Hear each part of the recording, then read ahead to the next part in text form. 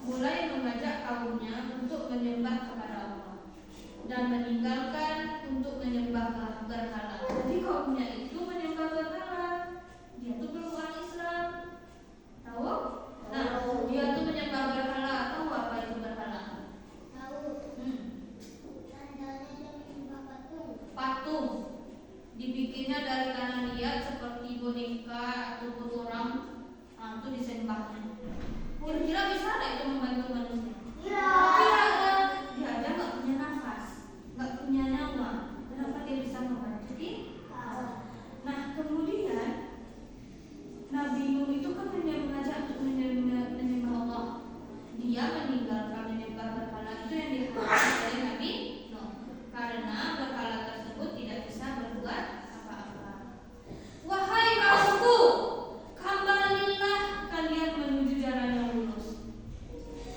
Sembahlah Allah, karena Allah itu Tuhan yang patut kita sembah. Mohon ampunlah kepada Allah, karena Allah itu memberi rezeki yang paling limpah. Itu yang disampaikan Nabi Nuh. Baik Sabina sekarang ngomong di depan kelas, yuk kita sholat. Nah, kayak gitu Nabi Nuh dahulu. Para pemuka kaum tidak senang, berarti orang yang memimpin di sana tidak senang. Dan dia menjawab, wahai Nuh, dapatkah kau membuktikan jika kamu adalah utusan Allah yang meluruskan jalan kami, sedangkan kamu sendiri tidak mempunyai kelebihan istimewa? Dia sama-sama manusia, kok kamu bisa menyembah Allah? Kata orang itu. Setelah berbicara seperti itu, mereka pergi meninggalkan Nabi Nuh. Sujud. Nabi Nuh tidak sedih akan keingkaran dari kaumnya. Kalau dia sedih mungkin udah berkurung aja di kamar tidurnya. Oh, nggak mau dengan aku nggak mau lagi ngomong. Nggak ada kayak gitu Nabi Nuh. Tetap Nabi Nuh berusaha. Tidak hanya itu, ia pun menangis.